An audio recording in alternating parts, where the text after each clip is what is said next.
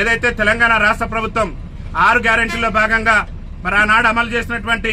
ఆర్టీసీలో మహిళలకు ఉచిత ప్రయాణం ఏదైతే ఉందో ఆ ఉచిత ప్రయాణం కారణంగా ఈ తెలంగాణ రాష్ట్రంలో ఉన్నటువంటి 30 లక్షల మంది వికలాంగులు ఆర్టీసీ బస్ ఎక్కాలంటేనే భయపడేటటువంటి పరిస్థితి ఈ రోజు దాపరించింది. ఇవాళ మహిళలు వచ్చి మాకు వికలాంగులకు ఉన్నటువంటి సీట్లలో కూడా ఆధిపత్యం చెలాయిస్తూ వికలాంగుల సీట్లలో కూడా వారు కూర్చోవటం వల్ల వికలాంగులు చాలా తీవ్రమైనటువంటి ఇబ్బందులు ఎదుర్కొనేటటువంటి పరిస్థితి ఉంది. కాబట్టి తెలంగాణ రాష్ట్ర ముఖ్యమంత్రి రేవంత్ రెడ్డి గారిని అదేవిధంగా తెలంగాణ రాష్ట్ర మంత్రి మరి పొన్నం ప్రభాకర్ గారు రవాణా శాఖ మంత్రిగా ఉన్నారు కాబట్టి తక్షణమే బాధ్యత తీసుకొని వికలాంగులకు గతంలో ఉన్నటువంటి ఒక సీటుకు మరో 2 అదనపు సీట్లు కేటాయించి వికలాంగుల సీట్లలో వికలాంగులే కూర్చునే విధంగా రాష్ట్ర ప్రభుత్వం వెంటనే చర్యలు తీసుకోవాలని చెప్పేసి కూడా భారత వికలాంగుల హక్కుల పరిరక్షణ సమితి ఆధ్వర్యంలో ఈ రోజు వరంగల్ జిల్లా వర్ధనపేట ఆర్టీసీ బస్టాండ్ లో మేము చీరలు కట్టుకుని రాష్ట్ర ముఖ్యమంత్రి గారు కనువిప్పగలగాలి, వికలాంగుల పరిస్థితి ఆర్టీసీ బస్సులు ఎంత దయనీయంగా తయారైందనేది రాష్ట్ర ముఖ్యమంత్రి గారు కనువిప్పగలగాలని చెప్పేసి ఇలా చీరలు కట్టుకుని మా వికలాంగుల సమాజం ఇలా నిరసన వ్యక్తం చేస్తుంది. ఈ నిరసనతోనైనా రాష్ట్ర మంత్రి గారికి రాష్ట్ర ముఖ్యమంత్రి గారికి కనువిప్పగలిగి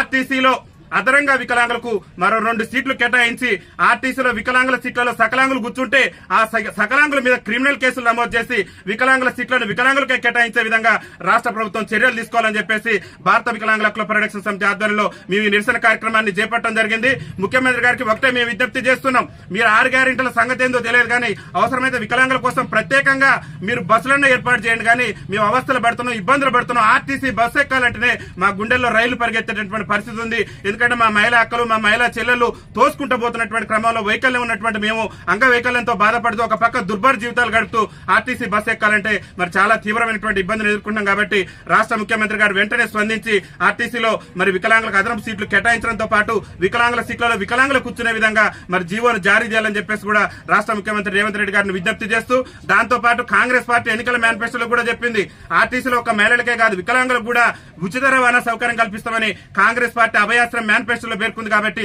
తక్షణమే ఆర్టీసీలో వికలాంగులకు 100% రాయితీతోని ఉచిత రవాణా సౌకర్యం కూడా కల్పించాలని చెప్పేసి కూడా భారత వికలాంగుల హక్కుల పరిరక్షణ సమితి తెలంగాణ రాష్ట్ర కమిటీ పక్షాన మీ విజ్ఞప్తి చేస్తూ ఈ రోజు ఈ నిరసన కార్యక్రమాన్ని చేపట్టడం జరిగిందని చెప్పేసి తెలియజేస్తూ వికలాంగుల ఐక్యత.